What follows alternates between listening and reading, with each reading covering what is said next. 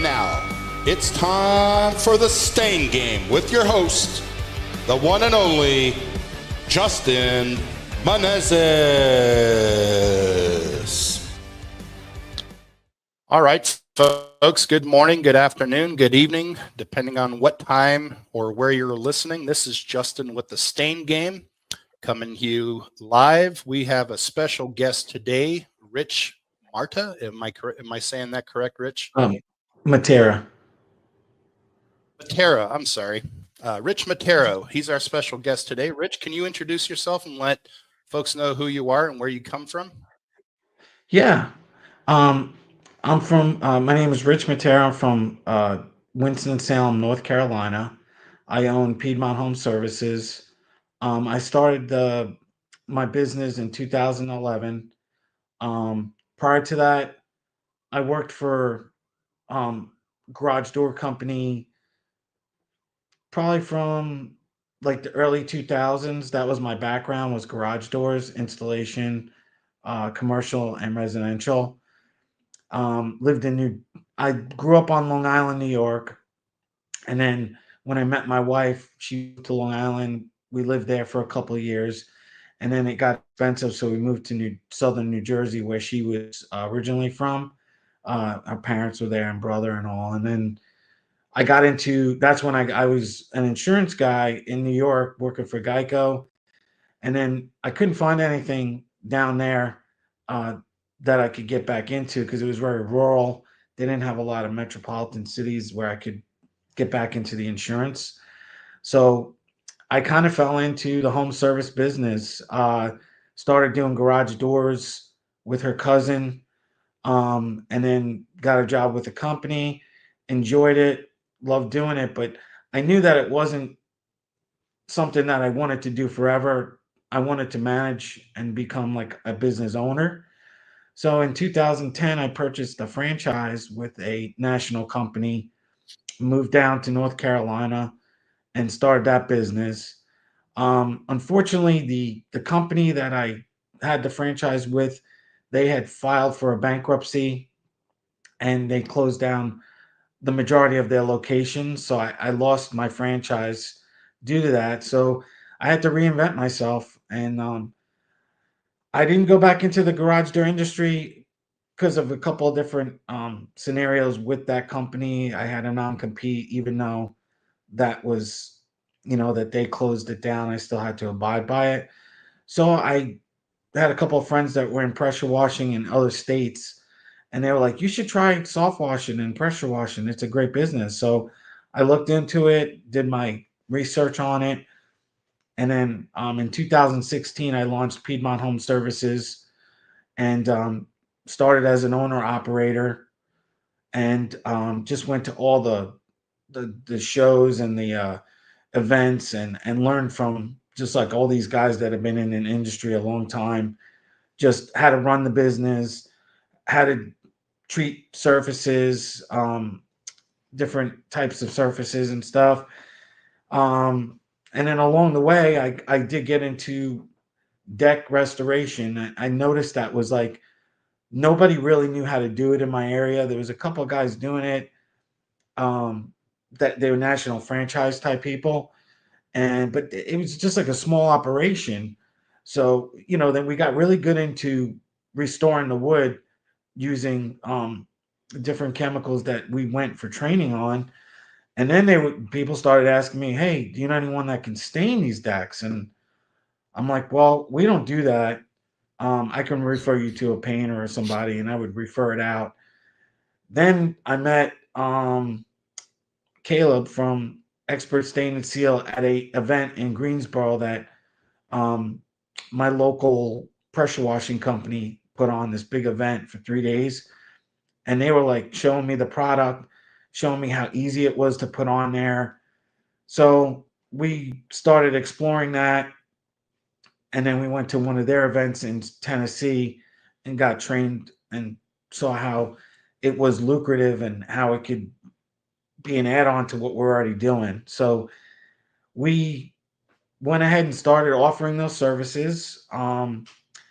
So over the last couple of years, we've grown it to where we're now subcontracting out some of the deck staining to a really good paint company that we partnered with. Um, so like I have a bunch of different jobs going on at once, like because I couldn't handle it all on my own. I have Hmm.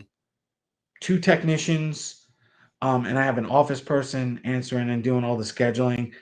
But even with that, in the summer when it got really busy, we just couldn't keep up with because it takes time to prep it and take do a good job. You have to take all the steps necessary.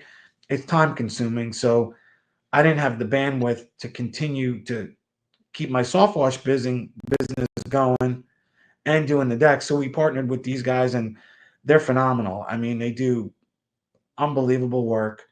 So at times we could have three, four decks going, at a time, from restoring the wood to getting them stained. And for the last 2 years, partnering with them has been great for our business, getting this stuff done and having multiple streams coming in at all at once. So that's Yeah. pretty much my story. I mean, like every business owner, I'm not an expert in everything. I mean, we have our highs and lows, you know that. Um, Hmm. just struggling with once you get past the beginning part of the business, when like you just start, you're like, now I have to have work coming in and money to pay for my salary and pay for the person in the office. And that once you get past that struggle, and then you start getting a customer base, and people start to really like what you do, and they have reoccurring services. They'll say, "Hey, Rich, we need you back," and I'll have repeat business, like so much of it.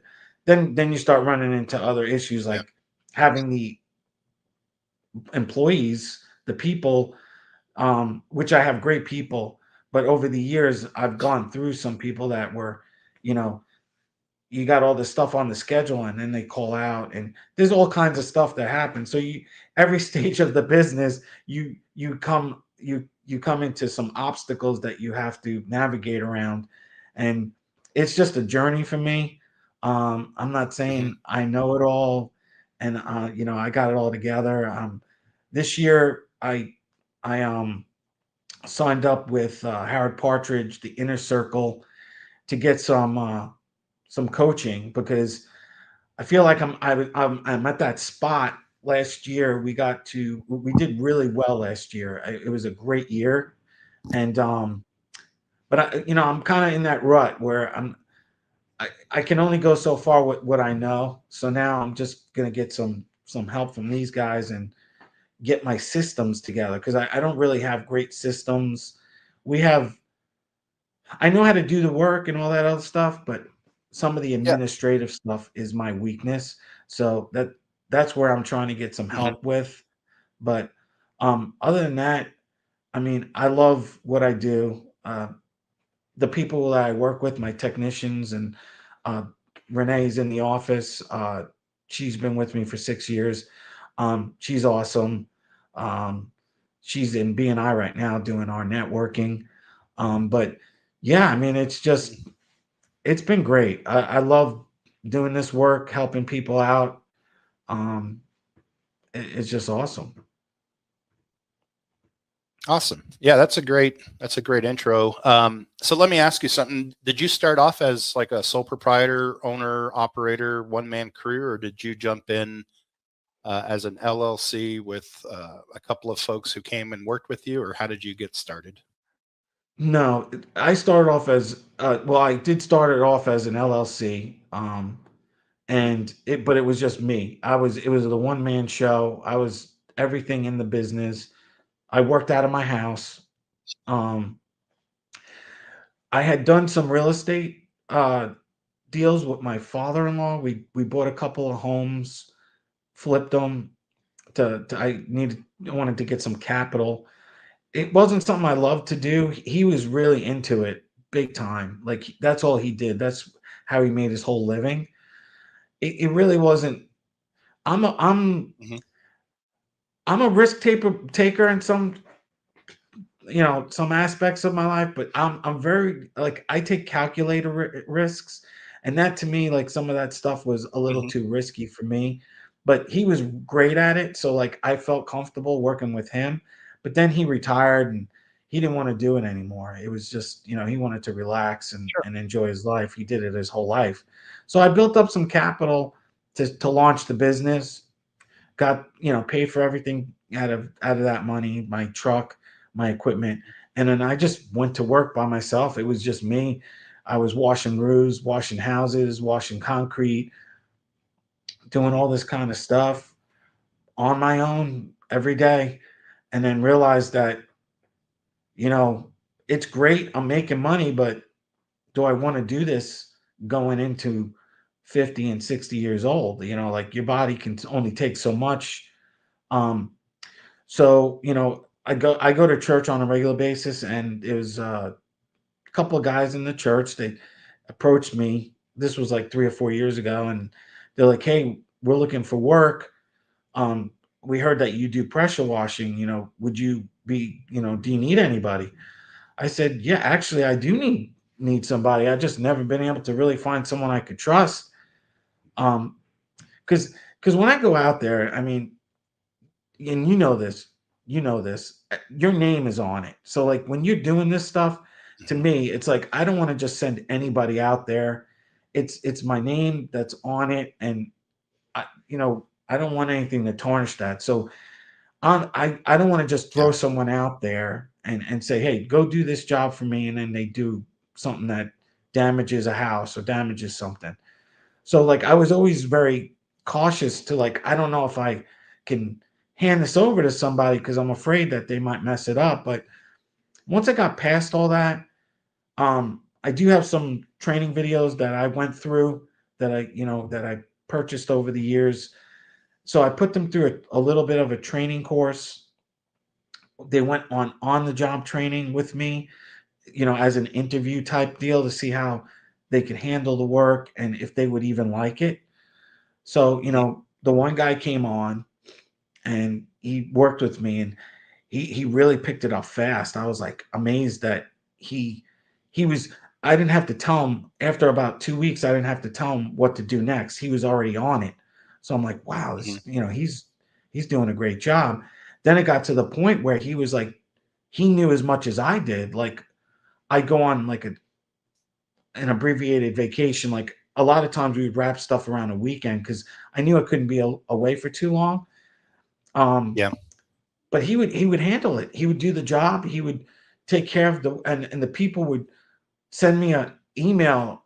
Hey, your guy did an awesome job. Thank you so much for coming and taking care of our home the way he did. And I'm like, this is awesome. So he had a nephew that came on, and he worked with us briefly. Most of last season, he worked with us, and then he moved away. So I'm trying to Hmm. find a second technician now to to fill his shoes. But last summer, those guys were going out in their own truck, and they were doing their own jobs. And I bought a second truck, and I was doing overflow and trying to replace myself out of that truck. But then the Hmm. season kind of ended. But now this year is my focus is to do that again and try to really get that second truck operating without me. But yeah, when I first Yeah. started, man, I was doing it all. I was doing the phone calls, the scheduling, all of it. And it was stressful. I'd be home at night doing estimates till 10 o'clock at night. Um, just like everybody else, it was a struggle just getting the thing off the ground. So what you're telling me is that uh, it is not easy to start up a No. business to take.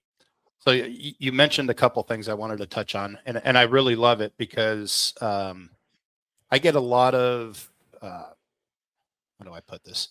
You'll get a lot of folks who either have the misconception that starting a business, because you've done it from both sides of things of where I'm trying to get to. You've seen where you buy a franchise and you invest that collateral to get that franchise. And I've had a friend who kind of a similar situation. They didn't go bankrupt. They had a difference of political views, and the franchise owner pulled the franchise from underneath him. And I guess in the long franchise agreement booklets, there are so many rules and covenants and regulations that you could spend upwards to $100,000+ to get a franchise opportunity, set it up, and then if you make a mistake, it could be pulled right from underneath you, and you could receive little to nothing back of that investment. Or like in your case, where the franchise goes bankrupt, and now you're sitting there going, "Well, what do I do?" Right? Um, I also liked how you talked about uh, the investment part, that you weren't wanting to get into too risky of an investment, but you wanted something that was more calculated, or calculator like. Um, I'm 50. I'm not sure how old you are. My investment strategies now, when it comes to, and again, I am not giving any financial advice. I'm not telling you to do, buy, or invest in anything that I'm mentioning or not mentioning. I won't mention any stocks in particular. I don't know what the SEC says you can and cannot say, but uh, my investment risk is medium or moderate, because I'm within 15 to 17 years. Some folks are still on the high risk area because they're like, well, I still got close to 20 years and I can endure a crash or a recession and still be okay within 20 years. Um, but getting into a business, it is a risky venture that you get into, because you don't know if it's going to succeed. You don't know um, how long you're going to be working. If you, I have a lot of gentlemen and women who call and ask me, they're on the fence to start a business, and I'm always like, look, if you're looking to start a business, it's a great idea. What does your spouse say? Well, I don't really care. Well, you should, because as you mentioned, sometimes you're up till 10 o'clock, 11 o'clock at night working, and you're not with your spouse, you're not with your kids, you're not with your friends, your family, your community, because it it engulfs you with your time and your efforts to keep things running, to provide, to make things successful. And so I appreciate you saying that, because I think there's a mindset that if you are a small business owner, that things are easy, or that you're not working as hard, I guess, as some folks would think, because you just have folks that work for you, and you're probably golfing and you're doing whatever it is. And it's a misconception, because I know, as we have talked to set this time up, you're busy. I'm busy. We have 500 different things happening with getting our crews out, getting estimates filled, getting networking happening. There's marketing, there's receipts accountable, there's receipts payable, there's all kinds of things that happen behind the scenes, let alone the actual work that we're trying to do. So I appreciate you going into that. um, why do you call your staff technicians instead of just washers or workers? I really love the technician title to an employee. Well, when I got into the industry, that's what, when I went through the training, I went down to Florida, um, and went through a program that they had there that taught you how to do the washing and how to treat each surface. Because, like, I mean, you can mess stuff up so easily by putting the wrong Mhm. chemical on the wrong surface. And they always call them technicians, lead techs and helper techs. So I kind of just adopted that terminology. Um, I don't know. It sounds more professional, I guess, to the customer. That we have technicians. Because I mean, it's not just, a lot of people look at it pressure washing. Oh, I could just buy a pressure washer from Home Depot, and I can do it myself. But there is so much more that goes into it that I didn't even know.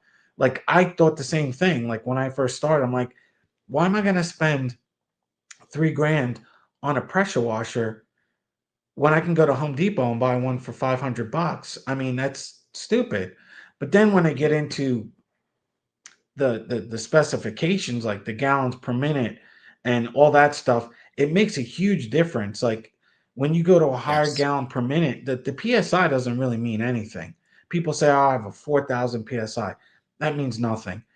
Gallons Mhm. per minute is what makes the job go faster. Like when we surface clean concrete, the more gallons per minute you have, the faster you can walk behind that thing without it leaving like swirl marks and stuff like that.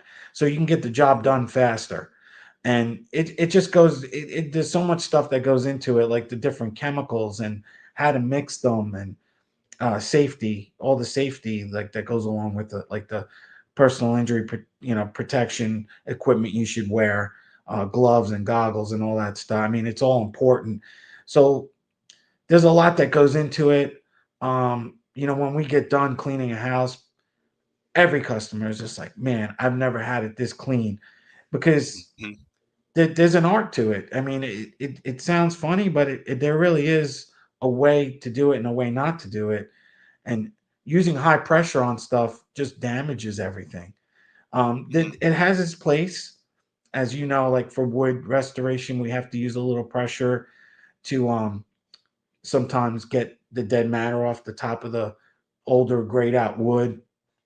We use Mhm. higher pressure on concrete, but other than that, like everything else, is a soft wash that we do on more delicate surfaces. Um, but yeah, I mean, there's just a lot that goes into it, and we train these guys how to do it.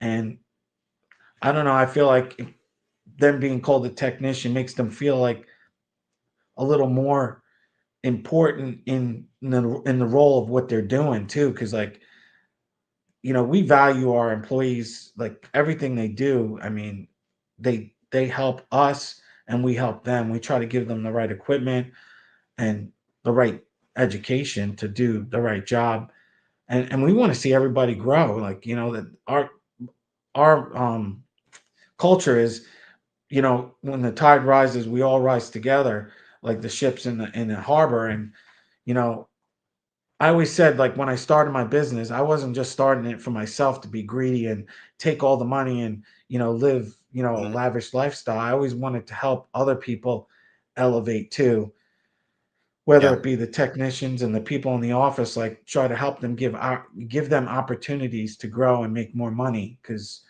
I don't know, it's like you can't do it by yourself. You need a good team. You really do. You need people that can help you. And I have a lot of partnerships with other companies in the area. Like we collaborate on a lot of jobs together. I don't consider them competition.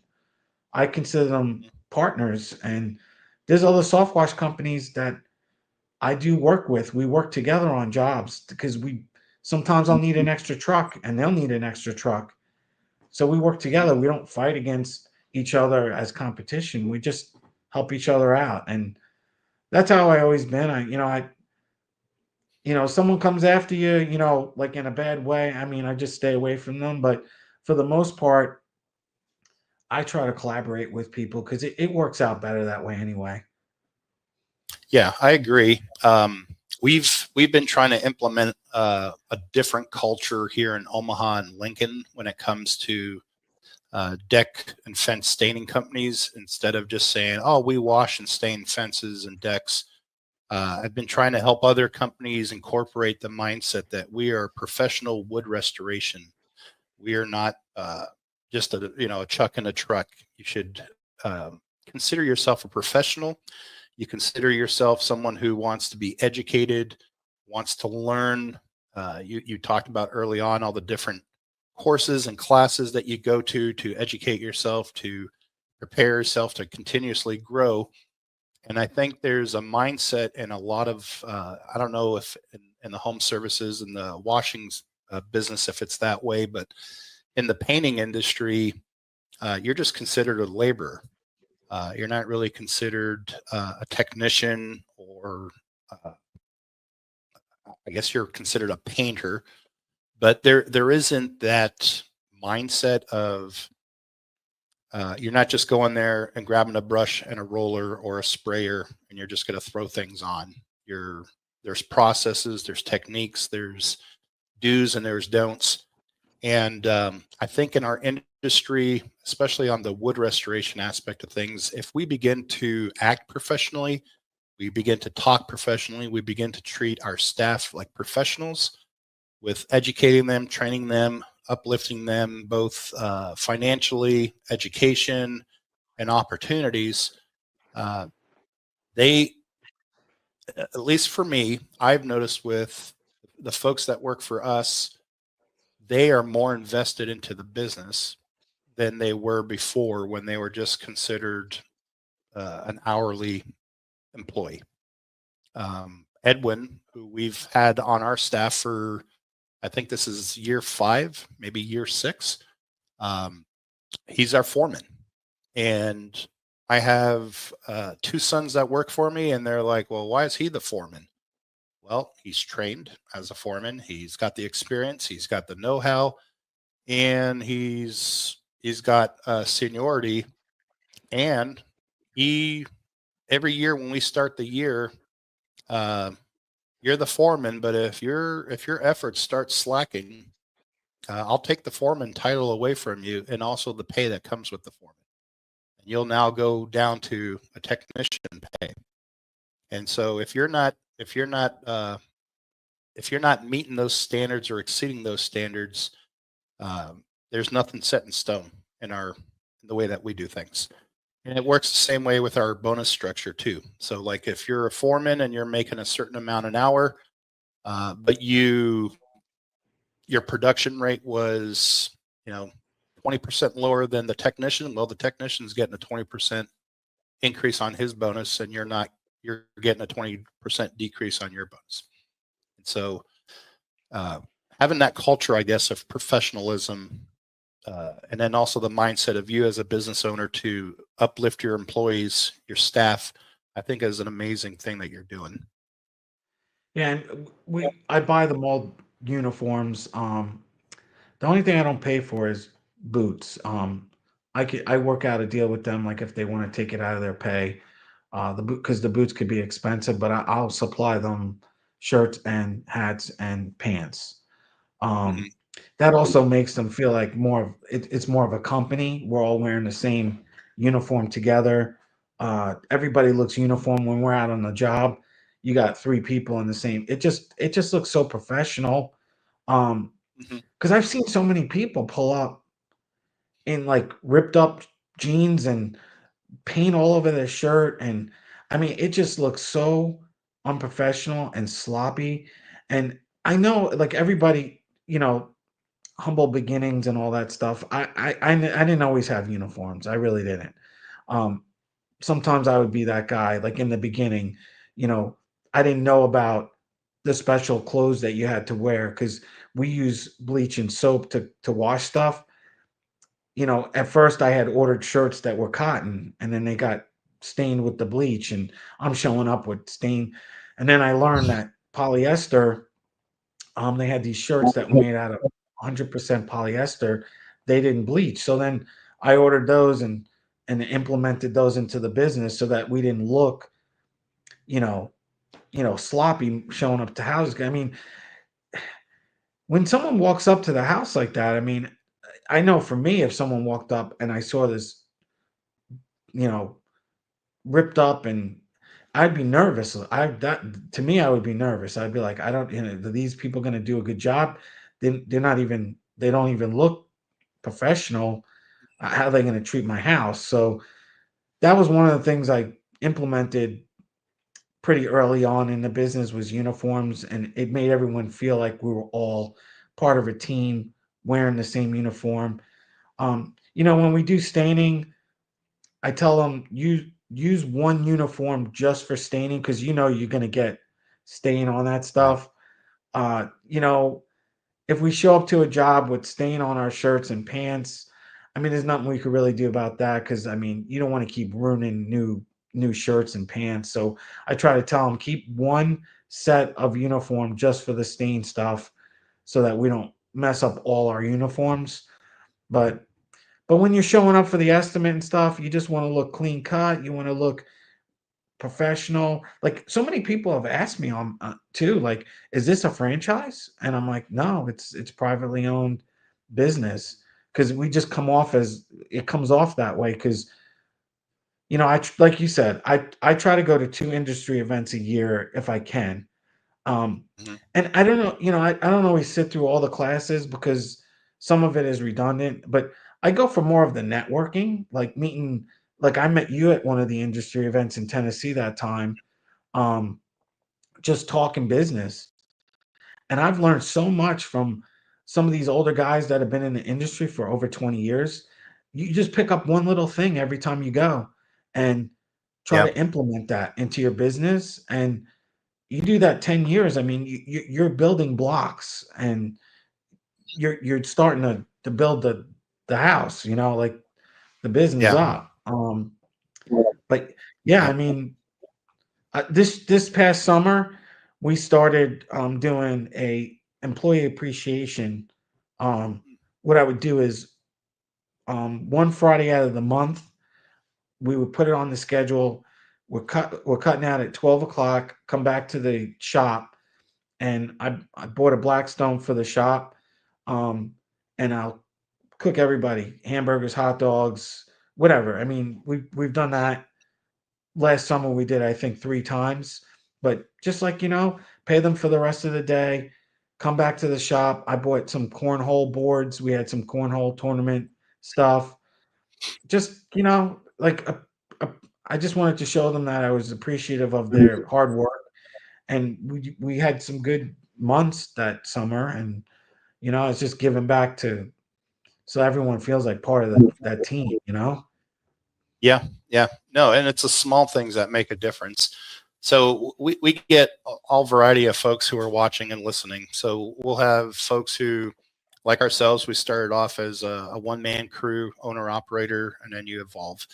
Um, One of the things that I talk to folks about when they're talking about scaling their business is that there's a desire to add more trucks, add more people, add um, more revenue to the business.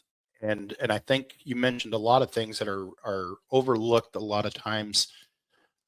So when I started uh, deck washing and staining for decks and fences, I had a Honda Civic, and I would be the guy who would show up, like you mentioned, in some old raggedy clothes because I knew they were going to get ruined, and I didn't care very much about that. So for me, my scaling of my business went from presentation was one of the key things that I wanted to scale up on or improve in my business opportunities. And so I went from showing up in the Honda Civic and pulling out a 4,000 psi DeWalt pressure washer, like you mentioned, out of the seat, and went from there to a shirt that said "Making all things new," to a vehicle that looked more like an industry standard type of vehicle instead of a Honda Civic with a power washer jammed into the back seat. So as you're thinking of scaling your business, you can start looking at, instead of trucks and personnel, how do you improve your presentation of your business and your services? Are you taking pride in what you're offering, or are you trying to be the fly by night business that's going to be around for a few years, maybe cash a few checks, increase your bank account, and then don't care if your business continues or not? Uh, so, presentation, professionalism, training. Uh, we talk a lot on and off throughout the year on, hey, I'm running into this issue, or we're seeing this happening. I'm thinking about these people. Networking is super important. Every time I go to a stain and seal event, folks will ask, "Well, what are you doing here? You know how to stain. You're staining. You're helping folks out." Well, I'm here gathering that nugget that I wouldn't have gotten had I not shown up to attend this meeting. And 100%.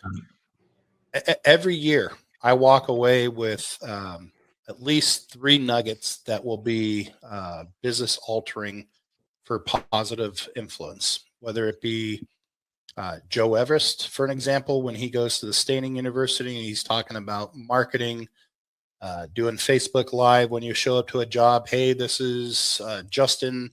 We're here in 168th and Center Street. We're about to wash this fence.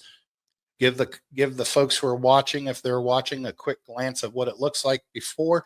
I'll come back on once we're done washing and give you the final result look of the cleaning.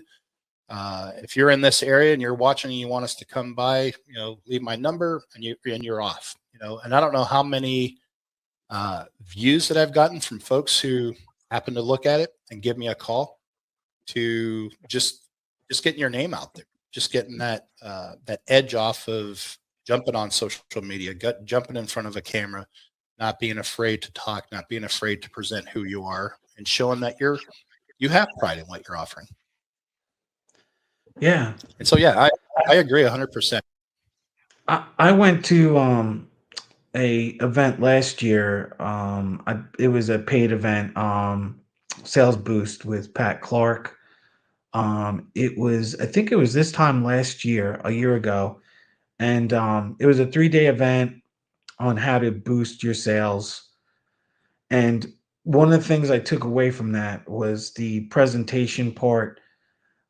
They run portable printers in their trucks, and they're I'm trying to think of the type, thermal printers, so you don't need ink. It's the paper has the ink in it, so you're not having to change out cartridges and all that stuff. It's black and white, but it's still effective. Sure. What I was doing, I was going, and I still do it. I have the printer in my truck. I go out to the presentation, ask the customer, okay, what are we here for today? Have you done this? Have you done this before? And I try to draw out, why am I here? Like, why am I the person you called? Have you had it done before? Why didn't you call the people that did it before? And they'll tell you pretty much, well, last time they didn't do this, or I don't like the way they did that. And then I'm putting that all in my notes. I'm putting it in the computer so that my technicians can see, don't make these mistakes. We want to avoid that. And then I'll go over the whole entire presentation with them, how we do it, answer any questions, and then I'm printing out a estimate right then and there, putting it in a folder with a brochure of the stain colors, and handing them a quote. I tell them, give me a couple minutes. I'm going to go to my truck and I'm going to calculate everything that I measured. But I saw my conversion rate go up by probably 5 or 6% immediately as soon as I started doing that. When I got back from that conference, every deck estimate I went on, it was like, probably I was getting 50 to 60% of them, where before I was kind of struggling in the 30s and 40%. And then it boosted my sales just by doing that one little, taking the time to ask a couple of questions. What what did these people do that you didn't like, that you didn't call them back? Because that's important, because then you gain that customer for life. If you just solve the problem and take away the pain point, and then present them with, a written estimate. I mean, a lot of people are not doing that. And, some people write it out on paper. That's fine. I'm not that guy. I don't like writing a whole bunch of stuff out. I'd rather type it and have it come out, because my handwriting isn't great. So, I want them to be able to read it. But you can still do it on paper. There's a lot of guys that have invoices that they write it out on. That's good too. But hand the customer something, and the folders are not expensive. You can go on Amazon and buy these. I just bought plain white folders, and put it, my business, it had a business card holder in it on the inside. I put all my good business cards in there prior, and I keep a stack of them.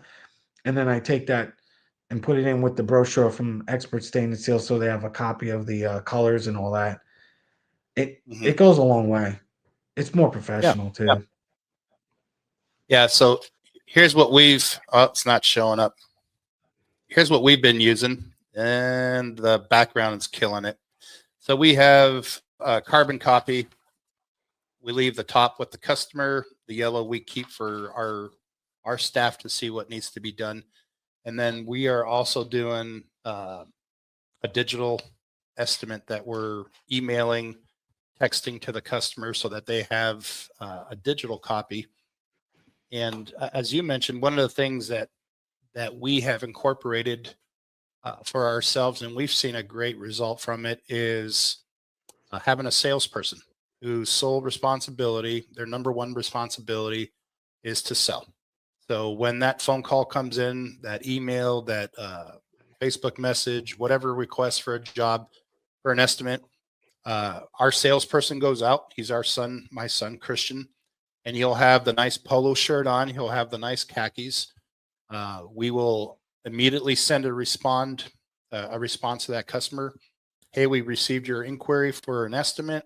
We would like to set up a time to drop by and meet with you to leave you an estimate. That face-to-face interaction, we have found that we are selling probably about 90% on a 90% rate. And that's due to looking professional. We sell our business or our services to them. We're able to answer questions, concerns. Do we spray? Do we brush? What precautions do we use? What cleaning chemicals are we using? Will it affect my dog? Will it affect the cat, the kids, the landscaping, discolor the concrete? All the questions that they may have, you're able to knock out there and then. And then our price point will, how do I put this? So during that conversation, our price point will also vary, right? So we have a set standard price that we charge per square foot.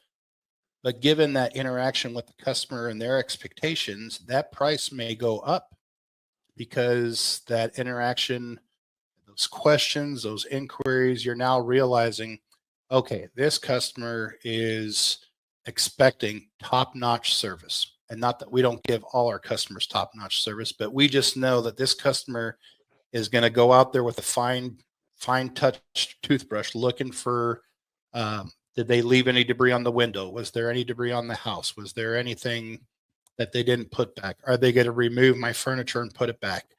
And so what we found with that face-to-face interaction compared to just leaving an estimate in the door is we are finding Mrs.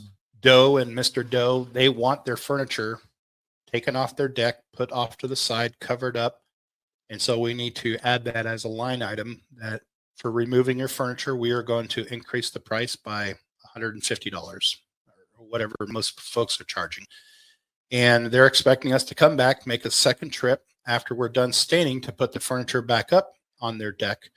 And so we have to we need to calculate for those extra services and those extra needs. And we're able to by having that sales representative whose sole responsibility is selling our business, our company to the customer and why they would want us to do it, as well as ensuring that our technicians, our staff is informed of previous stain on the house. They want furniture moved. They want extra precautionary actions made with their windows because they have their windows window washed every month. And so I think it's beneficial to take notes, to have the digital, take pictures. That's something we're incorporating this year. Is every job we go to, our staff will look at the day's work and they'll have a picture of the house, the deck, and what to expect when they're going out there, so that if they look at that picture and we were planning on using just sodium metasilicate, well, based on this picture, there's a lot of organic growth. Maybe I'll take some sodium hydroxide and do a 50-50 mix so that it eats away at the organics much better and is more efficient time-wise, but cleaning-wise, it'll have the same effect. But you're cutting back on your time because that hydroxide will help eat away at that growth compared to the metasilicate. And so it'll help your technicians feel prepared and ready to do or to offer the best services for their buck. Yeah, we use a software called the Customer Factor. Um, Okay. I think it costs about $50 a month, somewhere in that price range, but it does have the capabilities of video and photos. So, Mhm. like, I can do a video of the whole entire deck, or the house, whatever we're doing the cleaning on, and save it right into the customer profile, and then take all the pictures. Mhm. And we do the Yeah. same thing. I also take a picture of the stain we're using, like Mhm. a can of the stain with the color. So that's in the file as well. Whenever we're doing a solid stain, I take a picture of the Sherman Williams or whatever we're using, PPG, Flood, Pro Series stuff we use. I take a picture of the actual number. They all have a number for the color and save it into the customer's profile. Because, if they want to have us come back and do a refresh coat in a couple of years, we know exactly what to pick up. Um, I don't stock a lot of, I probably stock about, I don't know, 7 or 8 5-gallon cans of the Expert Stain and Seal, but I usually use the most common ones we use, which is like pecan, cedar, honey. So I don't have a lot on hand. So like it's good to have those notes inside the profile. So if they call and they want to have it scheduled, I can just go right in there. It's just more professional. Like sometimes people don't remember what you use, so we'll Exactly. have that on file. So Well, yeah, and it's really good.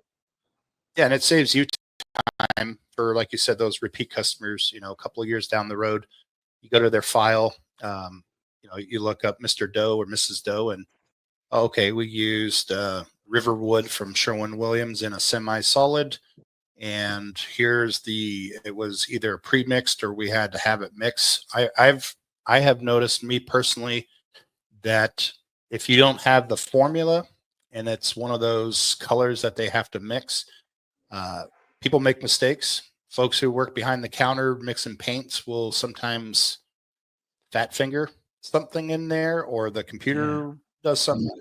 So I have found that it's very helpful and very beneficial to have that formula, even sometimes when you go to the paint store. And because there's been times where we go in there, Lodge Brown, for an example, it'll either be pre-made on the shelf at Sherwin Williams, or they don't have any and they have to make it. And I look at the previous formula and I look at the new formula and I'm like, oh, wait a second, this is off. And I'll go back into the store and go, hey, here's the formula we had before. This one's got more gold to it, just as a different color, blue. And they'll look at it and like, oh yeah, man, we need to take the can back. Had I just gone and used that can, it may have been either lighter or way darker. And then that customer is wondering, like, hey, this doesn't look the same. It looks odd. It looks different. So Yeah. just having that reference is super helpful. Yeah, I take a picture of it this way, like I could bring it up while I'm at Sherman. And a lot of times it has a barcode. They could even scan it right off the photo. So Yeah. it's good for us. Yeah, I mean, all these things that we're talking about is just one step closer to, making your process and everything better. Um, it's like you start off and you go and do these sales calls and you're like, you don't know what to say or what the questions to ask. And but then as you evolve with it and know what questions to ask, and sorry, the phone in the background is ringing. Oh, no, Sorry. But you evolve yourself over the years, like, and you learn, what people like and don't like. Like you mentioned something about the furniture. A lot of times people, especially older couples, they can't move it, and mhm. they're like, to them, that's one of their pain points. It's like, what am I going to do? I can't move this furniture. Don't worry about it. We got guys that are coming. We can move it for you. Like you said, there'll be a charge because there's extra time. And then you got to cover it up with plastic. There's materials involved. But a lot of times they don't care about paying a little extra so that they don't have to do it. And a lot of times what I'll do is I'll take photos, like you say, take photos of everything so you can put it. Some people do get a little upset if you don't put it right back in the same spot. Yeah. So we'll take photos of where it was so that when we put it back, it's in the same area that it was before. It's just learning over time how to make people happy. You'll see, over the years of, people get finicky about certain things. Like, one of the things for us is, like, when we go to wash a house, if their hose was hooked up and you disconnect it and you put your hose on there, when you leave, make sure that's people will complain Yes. about that. They didn't hook my hose back up. Now I got to put it back on. It's small and it sounds stupid, but it aggravates people, and you don't want to aggravate your customer. You want to have reoccurring work, and it takes 2 minutes to do Mhm. it. And I always tell my guys, if the hose was connected, connect it back, because people will call the office Mhm. and say, your guys did a great job, but they didn't hook my hose back up. And to me, it's like, Yeah. oh, okay. But you know what? They're they're paying for the service, and we just got to make sure that they're happy, because that's what we do. We have to solve people's problems and make things easier for them, and Yep. that's the way it Yep. goes. Well, we had a customer who called complaining that we didn't hook up the hose, and I thought it was like such a picky thing to be, talking about. And then when I went out there personally, hooked back up the hose, and knocked on the door, let them know. And then when I never met the homeowner, and then when I did see the homeowner, I realized why having that hose hooked back up was important. He had a deformity in his hand. And so he personally could not go out there and hook that hose back on because he didn't have that function in his hand. And his other hand, um, he explained it to me. He had like some kind of braille bone disease thing. And he had paid a young man in his church who comes and unhooks his hose every winter to put it in for the winter, and then puts it back on in the spring. So then that way he doesn't have to do it because he can't do it. And so by us unhooking his hose to hook ours up and not reattaching it, he was now going to have to call that young man or someone else to come and rehook up his hose because we had undone his hose and didn't put it back on. And so it's small things, but we don't know uh, the circumstances of every customer that we're dealing with, right? Yeah, Like you mentioned, uh, elderly folks. We take pictures because we had a customer who complained about how we put the furniture back on. And so now, before we touch a piece of furniture, we'll take a picture. And whether they're paying us to put the furniture up or not, if we're just removing it and they're going to put it back up themselves, we'll take a picture, because if they decide, hey, we'll need help getting the furniture back on, we're going to put it back exactly the way it was. And we'll have the picture as a diagram to, all right, the barbecue is over here. The table was here. The umbrella was, either in the table or it was on the side of the house, whatever it might be. So that way it's the way that it was before, and they're not having to reshuffle things around. And some people yeah, won't even say a word. They'll just be glad and grateful you put it back up and you did your best to put it the way it looked before. yeah. So The other let's thing too is, go ahead. the other thing we do is, like, say it was previously stained by somebody else. If they get overspray or something on the house, we'll take photos of that stuff and point it out before we start, because we we've been accused of some things in the past, but I've always taken photos. So when I go back to the photo and it's stamped, like, from the estimate, the date of the estimate, and I show them, hey, this was already there. They're like, oh wow, I never noticed that. So that was one of, you just learn these things over getting accused of things and having to Yeah. deal with it, and not having a photo to, now I take photos of everything damaged.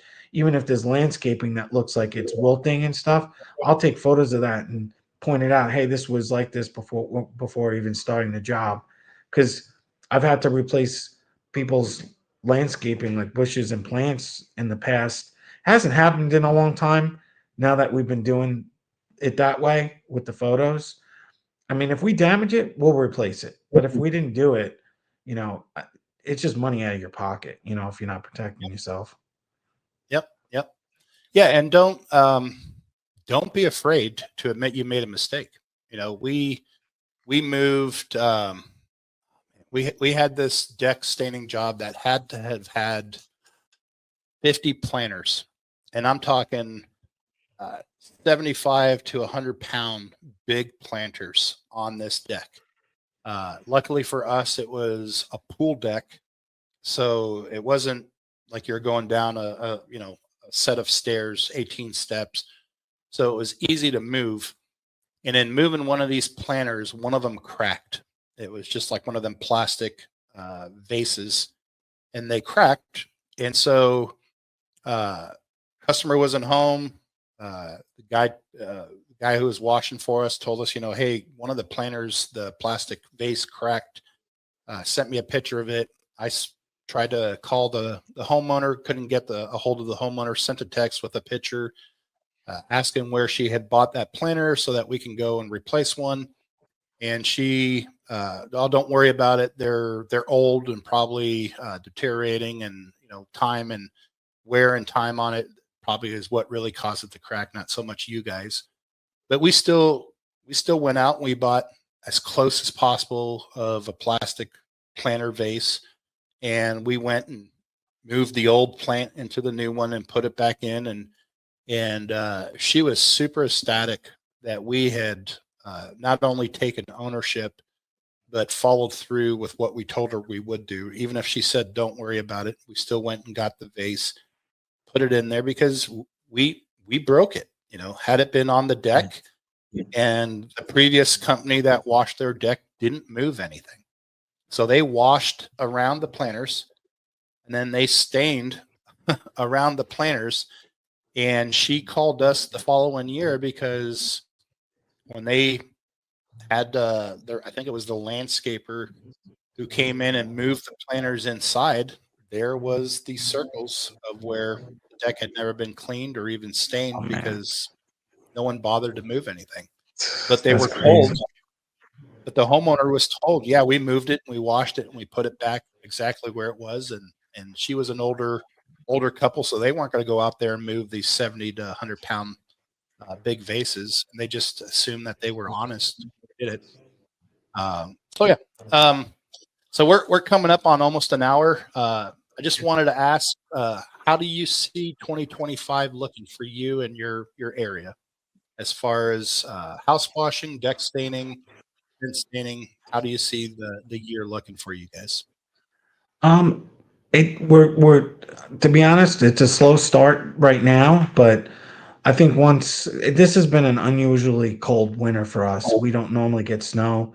Um, Now it's usually in the 60s about now, but up until last week, man, last week was so cold we had to re-winterize our trucks because of the freeze. Um, Yeah, so normally we're already out of it, and people are starting to call. So it's been a little bit slow, but I do see it being a good year. Just by just the stuff that I've learned over the winter. I went to a conference in January, and just honing in on my presentation skills and the sales skills, and really trying to dig down the pain points of the customer, and trying to solve their problems.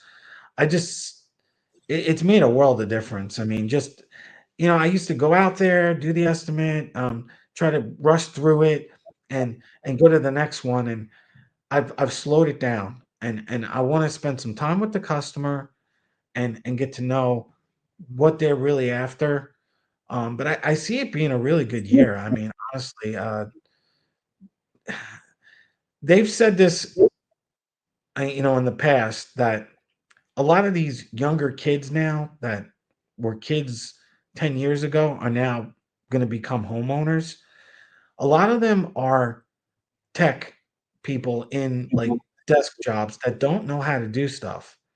yeah, So there is going to be a home service boom. I'm telling you, it's coming, because a lot of these people are not going to be able to do it. Guys like us, from because I'm in my 50s too. We did a lot of DIY stuff. We did it ourselves. But this newer generation is more into technology and stuff.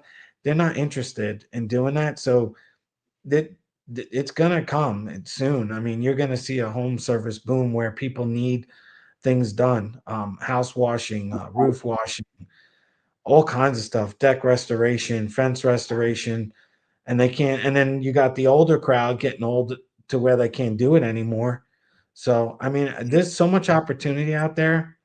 I think the biggest thing I could say is just if you're a business owner and you're just getting into it or you've been in for a while and you're struggling, is just don't give up. I mean, I've Yeah. wanted to give up in the past, when I came through tough times, but I didn't. I just kept going and stayed the course. It gets better every year for us. We do better. It's just, if it was easy, like they say, if it was easy, everyone would do it. But Yeah. if you can somehow get your systems in place and do what we're doing, like this, trying to better yourself, just try to better yourself every day, every week. um there's just so much opportunity out there. I mean, when you can solve someone's problem and they feel comfortable hiring you to do the job, and then they tell their friends and family and coworkers, it starts to snowball on you, and then you'll start getting all these referrals from people, and it's just amazing when you just do the right thing and really take care of people. It comes back to you. It really does. Yeah. And education is so important in our industry. The training events, the networking events, business coaching, sales, you name it. If you think you've honed in on your business and you've got it to where it should be, and there's nothing more you can do or add to it, you're lying to yourself. Oh yeah. You're putting yourself three steps behind the next business who is actually going to those events, educating themselves, learning the new things.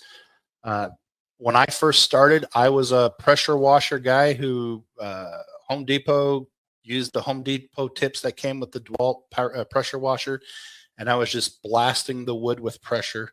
No cleaning solutions, no cleaning chemicals. That was just the way I was doing it, and I was still doing it successfully, making money, um, but learning that there's a better way um, to do it with less without damaging the investment that a customer has made to buy that, to purchase that deck, to have it built, that fence, and clean it to where it's you're not damaging the wood, you're actually treating the wood properly, so you're benefiting the wood and the structure and their investment, and then protecting it with the right stains with an oil versus a film forming. um, you're learning and growing. So if I was still washing with water, I'd probably not be doing this, because I would be the guy who's doing it prehistoric methods, and the new way of doing it is faster, better, and more efficient than just trying to blast. Could you imagine just pressure washing with pressure, no cleaning solutions? A 3,000 square foot fence. Oh It would yeah. take you all You- day to watch it. Oh yeah. Whereas if you treat it with the right cleaner and the right chemical and the gallons per minute instead of 4,000 psi, you run through that fence much faster and have a better look, better results in the end. Um, the Well, fence that I have behind me is 15 years old. But once it was washed and cleaned correctly and stained, you couldn't tell that that fence in the graphic behind me is 15-year-old fence. yeah. Yeah, and So when you could become more efficient with newer technology that comes out, you become more competitive too. Because what you could do is, if you don't have to spend as much time there, your pricing could be reasonable, but you're doing it quicker, so you're actually, your profit is actually better, and you're still competitive. Where, if you had to, like you said, if you had to spend the whole entire day doing one fence, your price would have to be so much higher, and your yeah, profit is not going to even really be that great because you're spending so much more time there. So yeah, I mean, the technology on this equipment stuff is evolving like every year.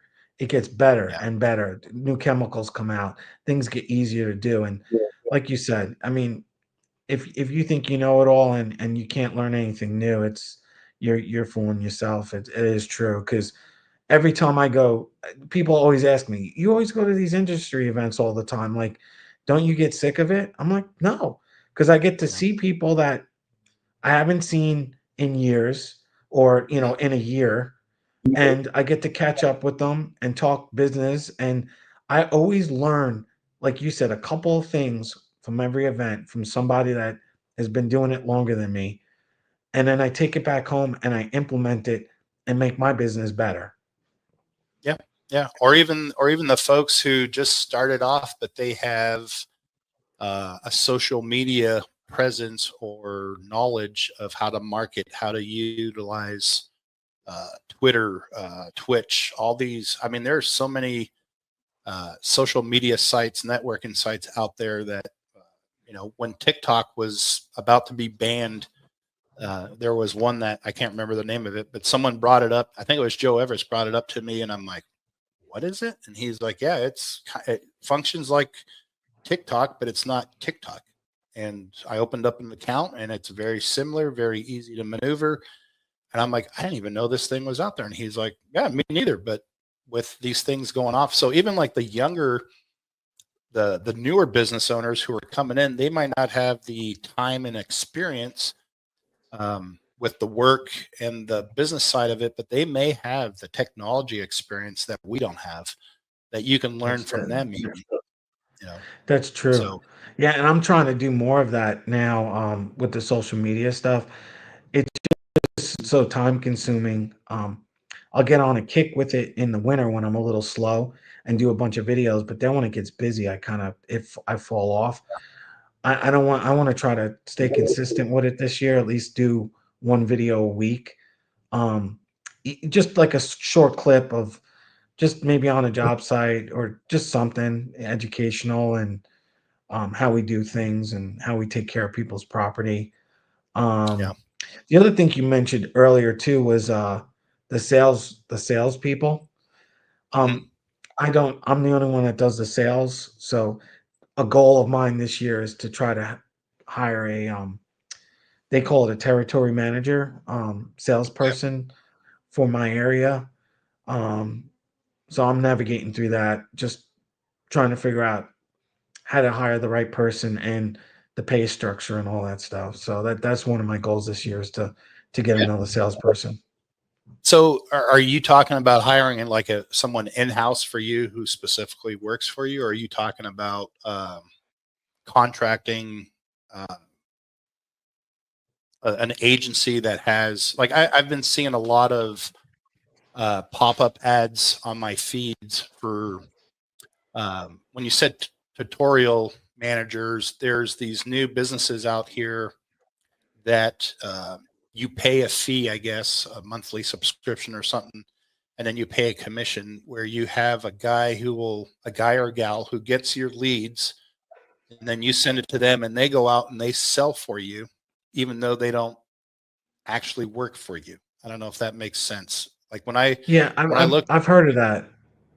Yeah, I've yeah, I heard of looked that. into it. Like, Like, well, that's interesting. You're contracting from kind of like I guess like Lyft.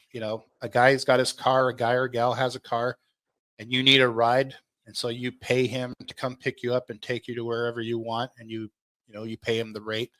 And this sales agency was kind of that structure. They're not your employee, but they'll go out and sell for you because they're trained sales reps, and they'll sell your services for a set amount so that you're not having like a 1099, I guess, a contractor type thing. yeah, no, I was leaning towards like someone that worked for me direct. Um, and what they were saying is like they have to bring in some of their own leads too. So like Mhm. say I give them 10 leads, they'll have to bring in 10 of their own leads. Mhm. So someone that actually would pick up the phone and make phone Yeah. calls and go after pre-existing. And that was the other thing we started this year too. Not to go off topic, but um, reconnecting with our customer base, because that was one of the big things I picked up from this thing too. Is if you're not reconnecting with the people that you've already done work for, you're just throwing advertising dollars in the trash, because those people you've done work for, they know you already, they know what kind of work you do, and they'd be easier to get them to do work again than to obtain a new customer.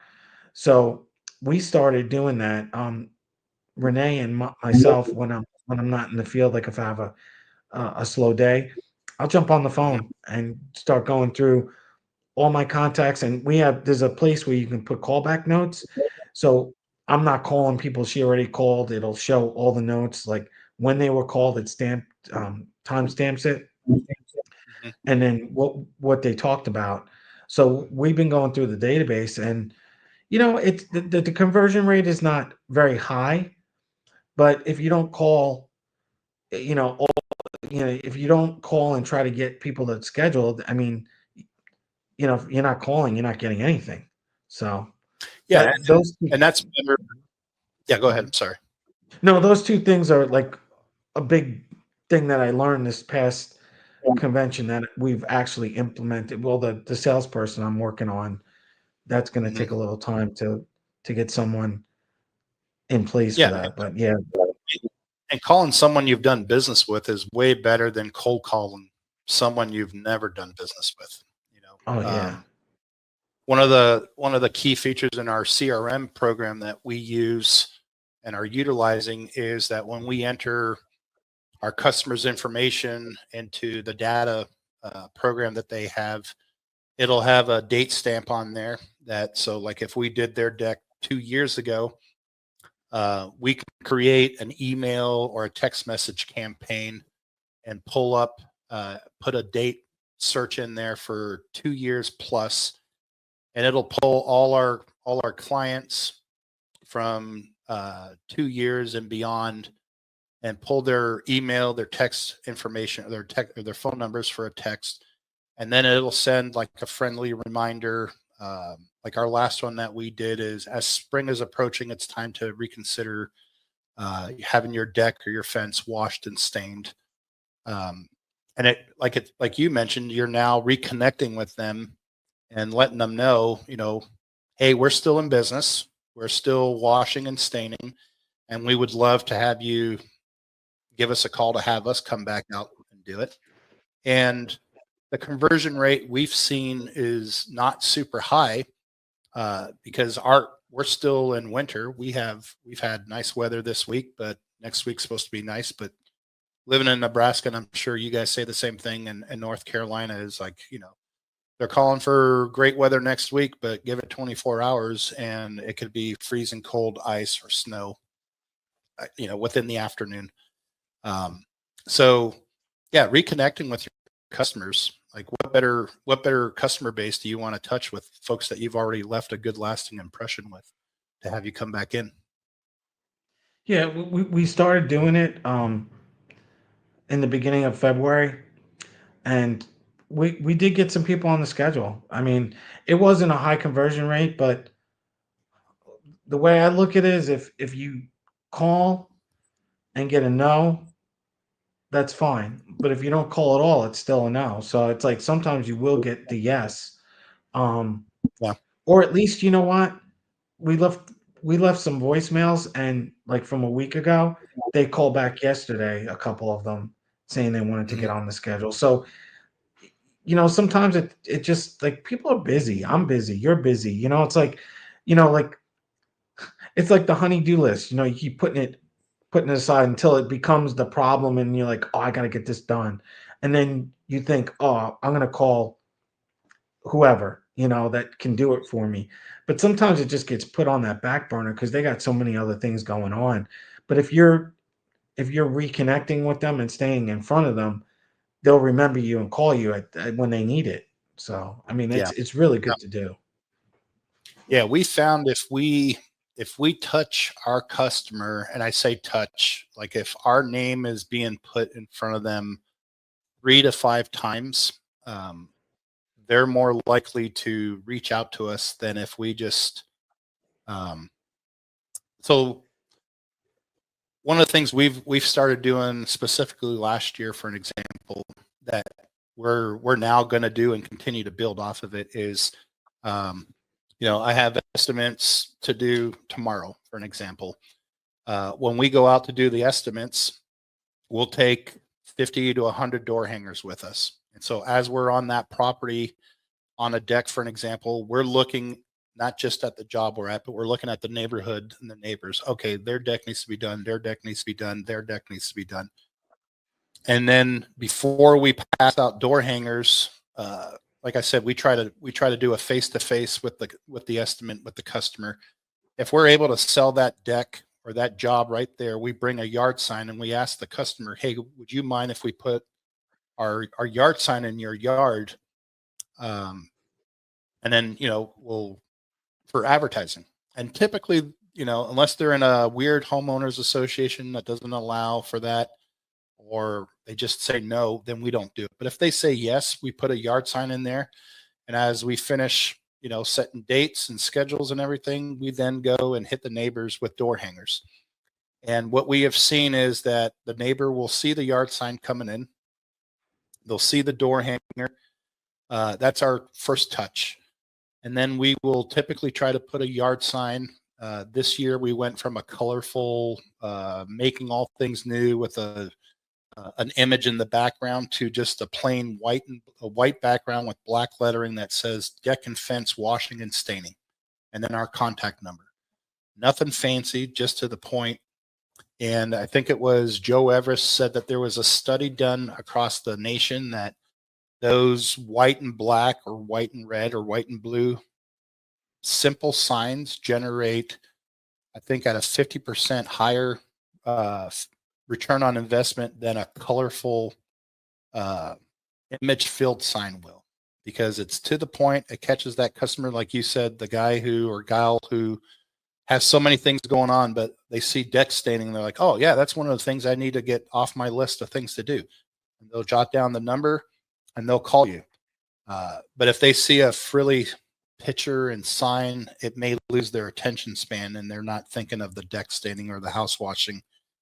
So keep it simple, stupid, I think is what the book that I read talked about. Yeah. But yeah, so touching them multiple times, because you'll catch them when, they'll look at the door hanger. I'm not really interested because I'm not thinking about it. Or they'll go out in the yard and they'll see, your crew out there washing the fence or the deck or the house washing. And they're like, hey, yeah, I need to get that done. Maybe I should. Oh, hey, that's the same company that I got the door hanger on, and now they know the neighbor. If they're good neighbors with the folks that you're working with, they're going to go ask, hey, what did Rich do? And why did you hire Rich? And, oh yeah. Okay. Yeah. They were respectful. They were courteous. They were professional. They did exactly what they said they did. They left the house looking amazing. They're now going to call you because you've touched them in multiple ways that has built a trust, but also an inquiry to where they feel like you're the right customer, you're the right company for them to be contacting instead of a Val's pack mailer that came in the mail, if that makes Yeah. sense. Yeah. I mean, over the years, I've done so many different things. I'm wasted so much money. I did those Val packs for a couple of seasons. Just, I think the conversion rate, they tell you it used to be like 1 to 2%. Now I think it's even less. It's like a 0.5% to 1%. And it's so Mm-hmm. expensive. I mean, the only people I got were like tire kicker type people or people that wanted a really good deal. I just Mm-hmm. stopped doing that. Don't I also, like you, had a really nice sign made up and heard the same thing about that study with the signs. Just keep it really simple. Mm-hmm. So we had the same thing done. Um, we use a yellow background with black lettering, so it's like kind of like bright and in front of you, and it just says house wash with the phone number. Or Yeah. we have a couple different ones: house and roof wash with the phone number. Nothing, and those seem to work so much better. Mm-hmm. And they're less expensive, so you can just leave them Yeah. and not worry about it. Yeah. And then the other thing you said was yeah, the 10 round. Oh, I call it a 10 round. So like we do the sign and then we have these door hangers and we'll we'll put them on there and I usually do it the day that we're doing the job so that when they Mhm. see all the commotion at the house and the sign out there and hear the machines running, they'll, oh wait, that's those guys that put the door hanger on, so they'll kind of like associate it with us. And then occasionally we'll get a call like, hey, you did my neighbor's house, can you get me a quote? And yeah, it works. You just got to be Yeah. consistent with it. Yeah. We do. So we'll leave door hangers when we do an estimate in that area. So we'll typically do about 10 to 20 door hangers when we go do an estimate. Then we'll rehit it with door hangers when we come out for washing, rehit a third time when we come out for staining. So we Yeah, may leave 3 door hangers at the same house it's 3 times. it's Uh, no, it's a good yeah, idea. It's a good yeah. idea. It's We had a customer that we did in a cul-de-sac. There were 8 houses, and we did 5 of those houses. The sixth house that we went back to towards the end of the year, the husband gave me 7 door hangers back, and he's like, uh, "You guys really look like either you buy these super cheap uh, or you don't care about them because I've gotten at least 7 of these. At least I kept 7." And we started thinking about it. We had done uh, six, five houses for sure, maybe 6, but 5 houses. So he got hit um, 3 times. So 15 door hangers were left at his house. oh wow. That makes sense because Yeah, every hey, time we it went worked. to the event, we would hit every house. Like I said, my son Christian, he loves to sell. Like he loves the personal interaction, the talking, the questions, the selling aspect. And he's a diligent, because if the way we pay him is we pay him by the hour and then we give him a sales commission for jobs that we sell. And so, or jobs that he sells. And so he has that motivation to go canvas because he knows if an estimate comes in that if he can get in front of that customer, he has about a 90% close rate. And so 9 out of 10 jobs he's going to sell. And if we pay him, $100 commission for every job he sells, he knows if I can get, 9 sales, that's $900 on top of my hourly wage that I'm making uh, weekly. And so he's got that motivation to do it. And like I said, he's very diligent. Hey, I'm doing an estimate here. I know I hit these other folks, but these folks called me back or called us back because they've seen our sign, they've seen our door hangers, and they've seen our work. So for us personally, it really has been working really well. The return on investment's Yeah. been phenomenal. I might give that a try. I mean, I didn't do the 3 um hits. Mhm. We usually I did it the day of the cleaning, but that's a good idea to do it when you're in the neighborhood doing the sales.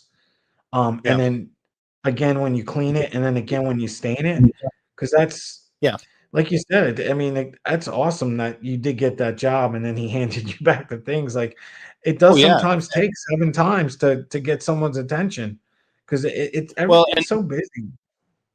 yeah, yeah. And for him, he's an Air Force pilot and he wanted it done way earlier. But with being TDY, being overseas for 3 months, a month and a half at a time, um, he found I think he took time off actually because he was of the mindset he needed to be home, to be there to let us in and stuff like that. And I'm like, no, I see where the water spigot is. We have hoses.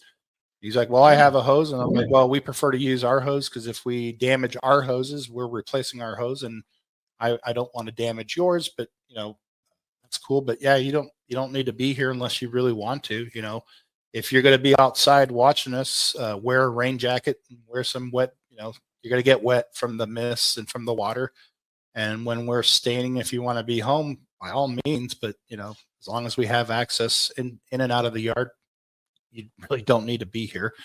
Um, I But for I him, had a he was just, the fall time was when he had that time to get it done, and he got it done. And yeah, I was like, oh, thanks. I mean, that's 7 less door hangers I need to buy now that I'm Christian's going to pass out to the other neighbors that haven't called us. yeah. I had a Yeah. customer once that did the same thing. He said wear a rain jacket. Mhm. I we started the wash, and I said, stay in the house because the chemicals we can use can stain clothes, and Yeah. it just we don't want to get your stuff on you. Well, he was so curious to see how we were doing it, and he come around this corner, and we were spraying this top spot, and it oversprayed and hit him on the shirt, and he had this really nice shirt on, and he comes Oh, back out about 10 minutes later, and he's got bleach marks all over it. I'm like, "Oh, man." So, I took a picture of the shirt and had Renee, and she found a shirt, like, almost dead on, and I sent it to mm, him, and he called me up. He's like, "You didn't have to do that. It was my fault." And I'm like, "Hey, man, I just felt wow. so bad. I had to make it right." He's like, "Well, that's awesome. Thank you so much."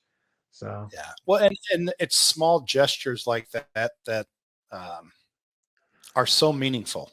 You know, we have a handyman that we hire to do odd end jobs that either I don't want to touch or I don't want to deal with, or I rather just pay him to do it. And he, what did he do? He did something and he ruined like a shirt, and it wasn't his fault. Oh, I know what it was. He was up on the roof. He was resurfacing our chimney because there was a leak somewhere on our chimney that was allowing water to get into our attic. And he went up there and slipped and ripped his shirt. And I'm like, I'll just buy you a shirt. Oh, no, no, no, don't worry about it. It's not your fault and whatever. And I bought him a shirt. And every time he sees me, he like brings up the shirt. Oh man, Justin, he bought me a shirt when I ripped my shirt up on his roof and da da da da. And I'm like, Mario, it's the least I can do. Like, how many times have you come out and you went above and beyond what we hired you to do? And that's his mindset that I've mentored from him. Is he's an older gentleman from Guatemala, and you pay him to come and refinish your hardwood floors, for an example. He will not only pull off the base trim to make sure every inch of that hardwood floor is sanded and repolyed and polyed again. He'll put it back on there. He'll touch it up with paint. Uh, but it's not even, maybe he already added it into his cost. I don't know, but it's not one of those things that I see that I'm paying for, but he's doing. And then as he leaves, he's got the little slip on covers for his shoes, and he's on his hands and knees, and he is, washing basically or giving the floor one last cleaning as he's leaving. And I'm thinking to myself, man, this dude not only did a fantastic job for what I paid him to do, but he left the room looking way better than he found it when he came in. And, touching up the base trim, for an example, something he could have just, well, you got to paint the base trim eventually. I guess you're going to do it. But, he took it out of in his mindset. He's like, no, I'm going to do that because I want to leave a lasting impression. I guess that's what I'm trying to get at. Those yeah. are lasting impressions that we do that you can't advertise for, but because of the nature of your pride and what you're offering, it just comes naturally to you. Yeah. There was like you said, that it's like the differences in the details a lot of times. What I noticed is like when we're dragging hoses across people's lawns and over walkways and stuff, sometimes it'll drag leaves onto the walkway. Well, now we Mhm. clean the whole entire house, everything looks great, and then you got all these leaves. And I always felt like, man, we just made the whole house look good, and now there's leaves all over the walkway.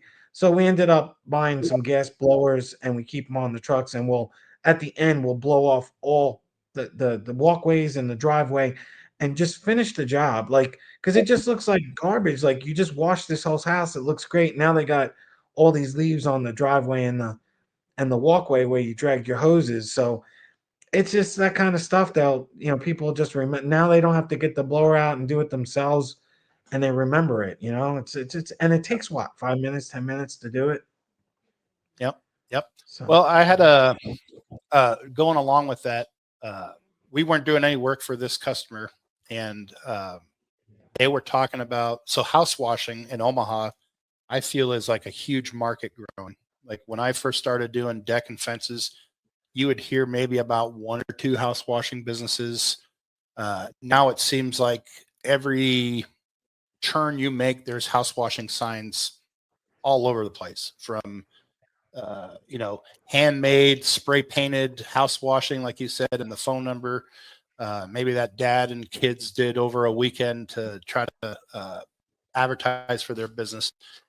But there was a customer, an estimate that we were doing, and they had just had their house washed, and they did not mention one thing positive about their experience with the house wash. And the house looked fantastic. Whoever did the house washing did a fantastic job.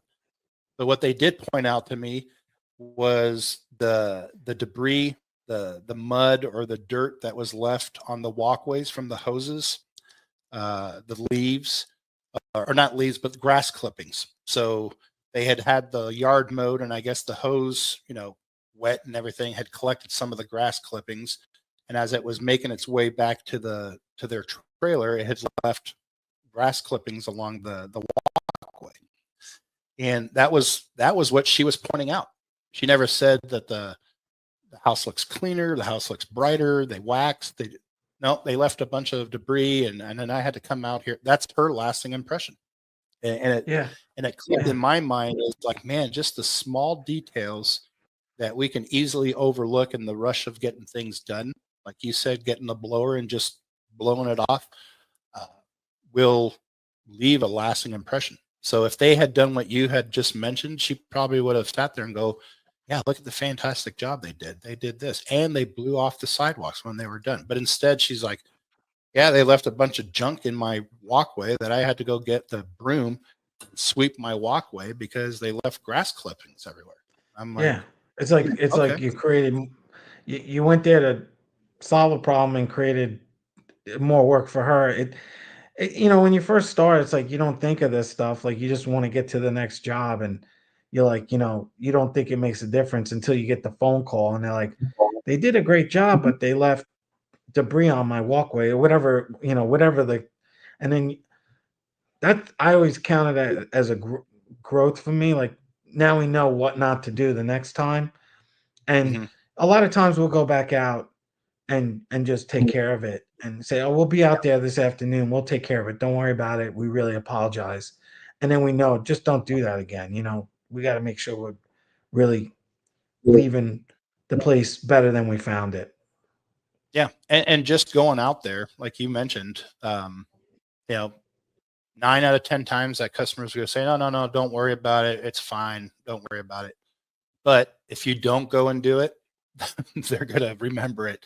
And Oh word yeah, of mouth is and they'll tell word. everybody the bad part. They don't. It's weird how that works. Like everything else was great. You said the house looked awesome and everything, and then that one little thing at the end, they'll talk about that to everybody, and Yep. it's just, yeah, it's not cool. It's like people share bad news more than they Hmm. share the good news. So it's like you Yeah. can't give them Well, anything to complain about. yeah. With that lady, um, we were there doing an estimate, never met her, couldn't tell her, her name from a crowd if somebody had asked me. But the only thing she told me about was the grass clippings and the negatives. And if she's Yeah, doing that to a perfect stranger, what is she going to do with the neighbor who asks about, hey, who did you hire to do your house washing? And she might say, yeah, so and so home services, but be careful because yeah, they did a nice job on my house, but they left a mess when they left, or they didn't yeah, look at the things, and that could mean a phone call or not getting a phone call. yeah. But True. well, we're at an hour and 33 minutes. We could probably keep going on. I know you still have a busy day ahead of you. I've got some Yeah. other things I need to do myself. Rich, it has been truly a pleasure talking to you. I always love talking to you. It's never a dull moment, always great conversations. Do you want to let folks know how they can get a hold of you if they want to reach out to you for either your home services or to just ask Yeah, questions or get some information from you. sure. And I want to thank you too for having me on. And all the years, like when I first started, like I did run into a bunch of stuff, and called you, and you helped me through a lot of that stuff. I really appreciate that. Oh, You know, no problem. sometimes it just takes you know running into problems to figure out how to solve them, and you've helped me with that over the years, and I appreciate it. Um, Yeah, no, but yeah, if people want to always. get in touch, yeah, if people want to get in touch with us, we have our website is piedmonthomeservices.com. Um, phone number is 336-542-3180. We pretty much are we brand ourselves as exterior property care specialists. We can wash the house, decks, fences, restore them. We do exterior and interior painting as well. So we could take care of anything on the outside.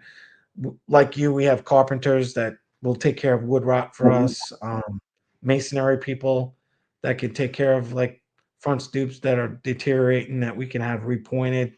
I mean, everything on the outside we can pretty much handle, other than structural stuff. But yeah, just That's awesome. restoration stuff. Yeah, that's awesome. That's Yeah, awesome. Well, Rich, thank you again so much. As always, if you ever need to reach out to me, I love talking to you. It's always a pleasure. yeah, Folks, thank you for watching, listening. Tune in next time to the Stain Game. Our next guest, if all goes right, will be Jamie Hodge, the man, the myth, the legend himself from Georgia. And I look forward to talking to him. He has quite a colorful background for as a arms instructor, I believe, for most of the federal government. He has helped train in one way or another, and he has a staining, deck and fence business, as well as concrete staining and even epoxy staining, I think. So I look forward to talking to him. Rich, thank you again so much. yeah. Folks, thanks for tuning in. Until next time, thanks for watching the Stain Game.